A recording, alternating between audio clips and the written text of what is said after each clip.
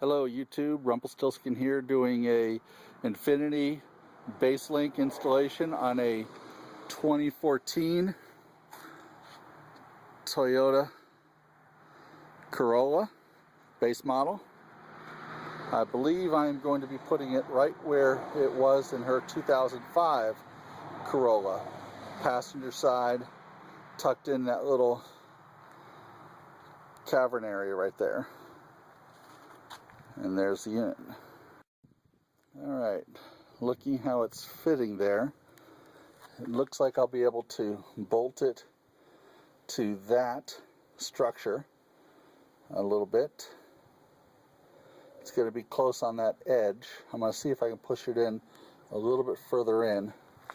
But it does look like this bracket here will bolt into, looks like a push pin there. So I should be able to get some kind of screw type assembly into the structure behind there to give the top part some rigidity. And that's actually how I did the installation on the 2005 Corolla as well. I put a spacer there and a long stainless steel screw and screwed it into the metal structure that behind the liner there.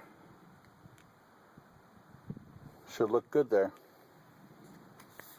Here is what the area behind the trunk liner looks like. There's the rear quarter panel area. Quite a lot of room back there. It's a shame they didn't use it for some kind of storage.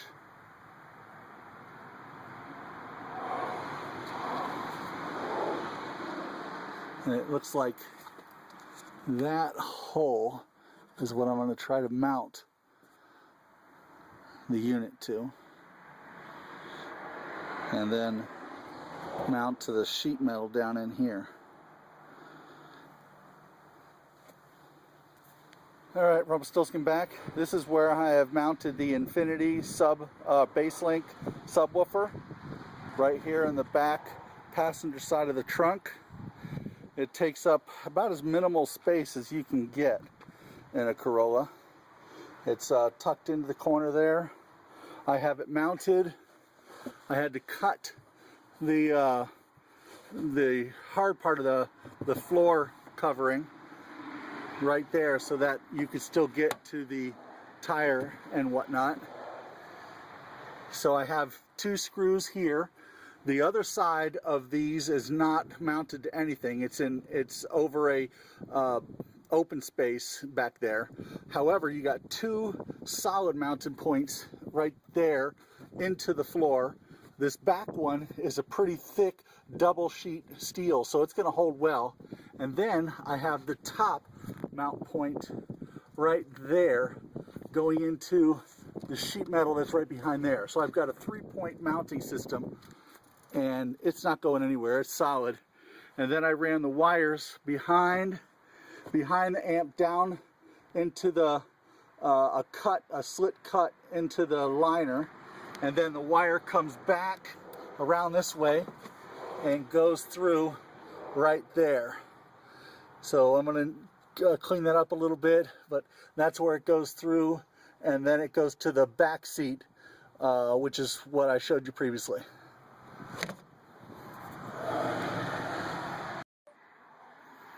As with all amp installations, the fun part is finding how to take the battery, the amp power cable, power wire, into the cab. And this is how I found a pretty easy to access point on the 2014 Toyota Corolla. There's the battery. It'll be coming around the backside there. And there's a grommet back in there. And I'll show a still photography picture of that now.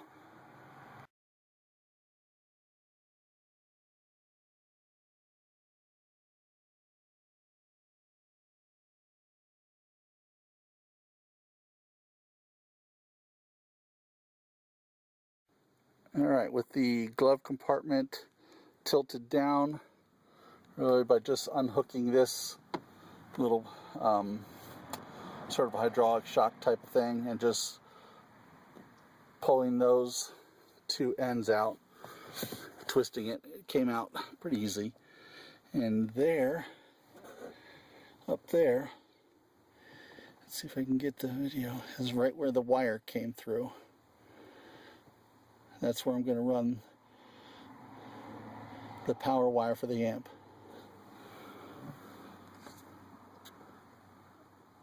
Rumpelstiltskin here on 2014 Toyota Corolla, wiring install and subwoofer install.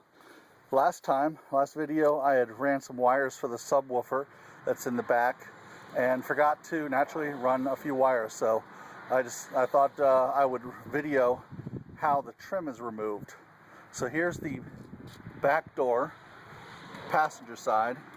That trim just pulls straight up, pretty straightforward and easy. This one, to get this quarter panel off, it's easier to take the door trim off. And then in there, there's a connector there and a connector down there that pushes out this way. So don't try to pull it this way, it won't happen. It needs to come out that way. So you need to pry it out this way, and then it'll come forward. I tried to push it this way and it doesn't come that way. And these little hooks right here are what is latched onto the trim. That's why you take the rubber door trim off, because these are held on by that trim, and it'll come out right there.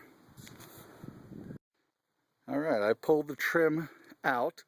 It popped out right here, as you can see the connector here, and there's also one down here, but it fell off, so I'm gonna have to put it back on there. So that pulls out, and then this section here just pulls out, and then you get to the underside of that quarter panel, and that is where I ran the wires through back to the trunk with some just some of that gasketing caulking material wrapped around it so that the wires don't cut going through that hole, because it is no rounded edges, so it would cut the wire eventually.